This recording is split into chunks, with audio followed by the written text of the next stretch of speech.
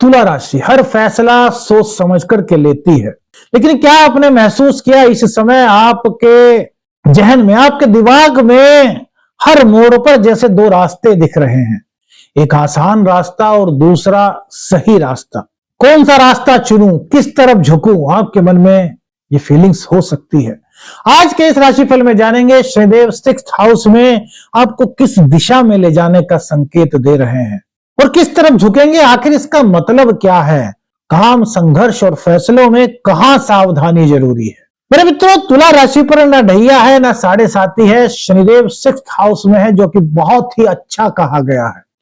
और तुला राशि के लिए तो वैसे भी शनिदेव बहुत कारक होते हैं, आपके 4th के और 5th के लॉर्ड होते हैं।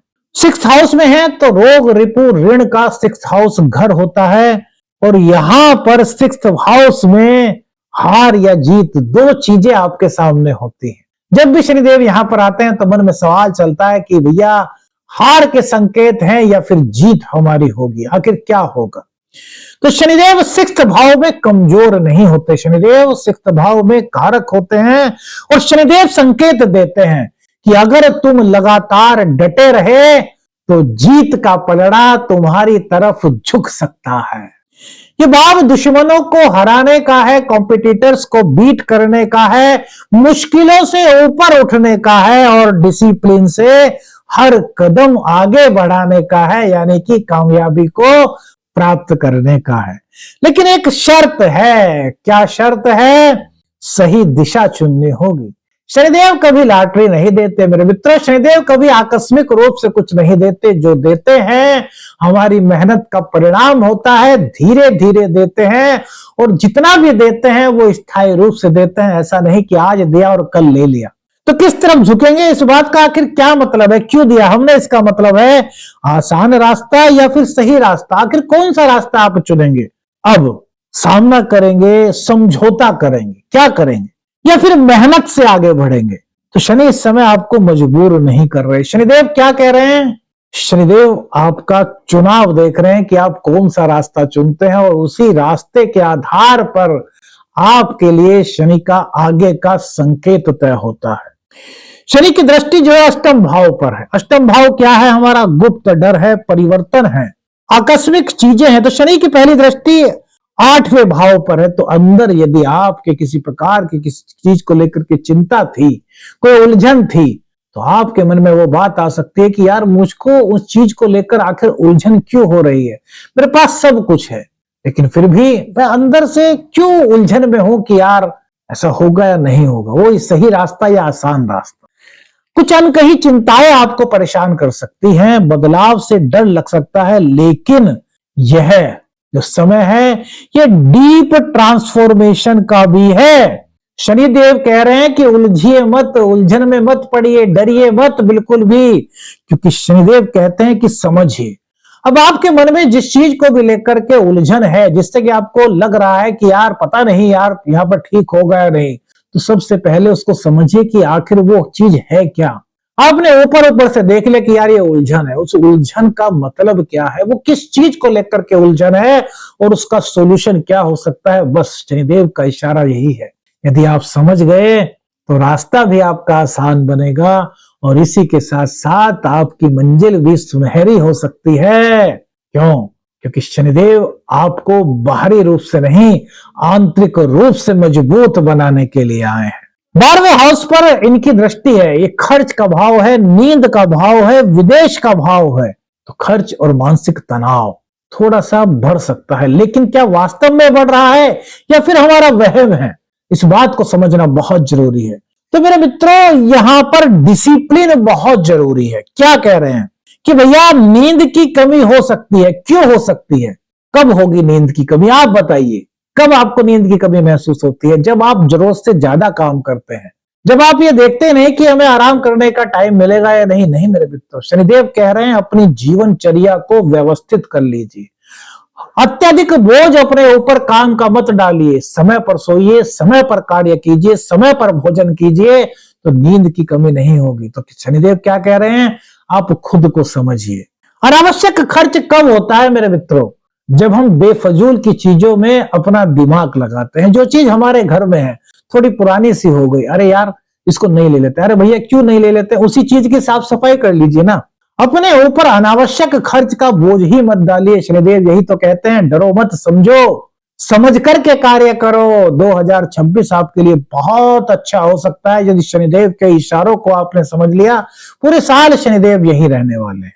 डिसिप्लिन सबसे ज्यादा जरूरी है, अनुशासन जीवन में, इसकी बहुत बड़ी महत्ता है, क्योंकि शनिदेव को डिसिप्लिन का ही कारक कहा गया है। इनकी दृष्टि थर्ड हाउस पर है, जो आपके साहस का, आपका पराक्रम का हाउस है, और तीसरे भाव पर शनि की दृष्टि आपको पुश कर सकती है। खुद पर भरोसा करो, प्रतियोगिता से डरो मत, भागो मत, आलस्य छोड़ो। क्या कह रहे हैं शनिदेव? आलस्य को छोड़ दीजिए। अपने मन में किसी भी प्रकार का कोई आलस्य है, कोई दुविधा है, उसको छोड़ दीजिए। जो कोई प्रतियोगिता करनी है तो उसको एक्सेप्ट कीजिए, उसके लिए तैयारी कीजिए, अपना जोश, अपना पराक्रम, अपना पुरुषार्थ दिखाइए और खुद पर भरोसा करना सीखिए। किसी और पर भरोसा करने से अच्छा है खुद पर भरोसा करें, और उस भरोसे को जीतने के लिए, उस भरोसे पर खरा उतरने के लिए परिश्रम करें। यही तो कह रहे हैं शनिदेव। भाई बहनों की मदद करें, भाई बहनों का साथ दें, भाई बहनों को सलाह दें, भाई बहनों से सलाह लें। पराक्रम भाव जागृत होगा। यह भाव बताता है कि जीत डर से नहीं, प्रयास से आती है। डर करके कुछ नहीं होता। जीत के लिए प्रयास करना होता है, लगातार प्रयास करना होता है, बार बार प्रयास करना होता है। और यही तुला राशि वालों को वरदान शनिदेव दे रहे हैं कि बार बार प्रयास कीजिए। तभी हमने कहा जो लोग समझेंगे इस गोचर काल में, वो शनिदेव की कृपा के पात्र बन सकते हैं। शनि की फिलॉसफी क्या है? शनिदेव कभी शॉर्टकट से नहीं देते, शनिदेव कभी तुरंत फल नहीं देते, शनिदेव स्थायी रूप से देते हैं, लेकिन रोज मेहनत कराते हैं, आदतें बदलवाते हैं, जो बुरी चीजें हैं उनसे हमें दूर करते हैं और स्थायी जीत का रास्ता हमारे लिए प्रशस्त करते हैं।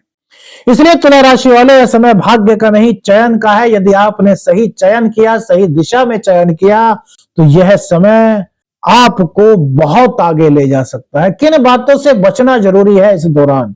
तो काम को टालने की आदत है तो उसको निकाल फेंकिए। आधा अधूरा प्रयास बिल्कुल मत कीजिए। जीवन में कुछ पाना है तो पूर्ण मेहनत कीजिए, लेकिन व्यवस्थित रूप से कीजिए, टाइम पर कीजिए। क्या होता है मेरे मित्रों, कभी कभी आप इसको एक उदाहरण से समझिए। हमें सुबह के समय भूख लग रही है और हमने सुबह खाना नहीं खाया और दोपहर को खाना खाते हैं, तो मेरे मित्रों हमने क्या मिस किया?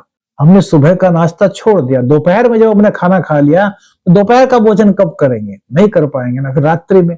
तो हमने क्या किया कि हमने काम के चक्कर में या किसी अन्य चीज के स्तर में अपने शरीर को नजरअंदाज किया, क्योंकि शरीर की भी एक मशीनरी ही तो है। इसको ऊर्जा उत्पन्न करने के लिए भोजन चाहिए, और उसके लिए शरीर ने, प्रकृति ने टाइम निर्धारित किया है, सुबह, दोपहर, शाम और रात भी। तो अपने लिए समय निकालिए, सही दिशा में सही चयन, सही निर्णय कीजिए। दूसरों पर जरूरत से ज्यादा निर्भरता मत कीजिए, बिल्कुल भी मत कीजिए। यदि ऐसा करते हैं तो यह आपके लिए ठीक नहीं। अंतिम भाग मेरे मित्रों शनिदेव का जो हम बताने वाले हैं वो है ऐसी चीजें जो उपाय तो नहीं कह सकते, लेकिन शनि की कृपा प्राप्त करने का एक अच्छा माध्यम आपके लिए बन सकती है। मेहनत कश जितने भी लोग हैं उनकी सहायता कर दीजिए, जितनी आपकी सामर्थ्य हो। तन से हो सकती है तन से कीजिए, मन से हो सकती है मन से कीजिए, जैसे भी कर सकते हैं कीजिए। शनिदेव प्रसन्न होते हैं मेहनत कशों की सेवा करने से।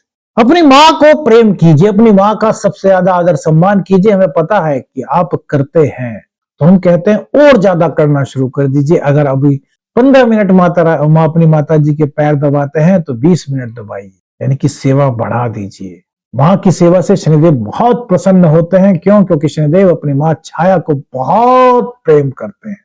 नीलांजनम समाभासम रविपुत्रम यमागजम छाया मार्तंड संभूतम तम नमामि शनिश्चरम। छाया मार्तंड, छाया के पुत्र, माँ छाया के पुत्र हैं शनिदेव, सुपुत्र हैं शनिदेव। तो आपको भी माँ से प्रेम करना चाहिए। कर्ज, काम और स्वास्थ्य में डिसिप्लिन लाइए। कर्ज मत लीजिए, डिसिप्लिन लाइए। स्वास्थ्य को नजरअंदाज मत कीजिए। अपनी दिनचर्या बना करके अपने स्वास्थ्य पर पूरा ध्यान रखिए। हष्ट पुष्ट बनिए, स्वास्थ्य को बेहतर करने का प्रयास कीजिए। जितने आप बेहतर हैं उससे अधिक भी कोई बेहतर कर सकता है। यानी कि हमें क्या करना है? हमें अपने स्वास्थ्य पर पूर्ण रूप से ध्यान देना है। 6th हाउस में शनिदेव। हर दिन छोटा लेकिन एक पक्का प्रयास करें।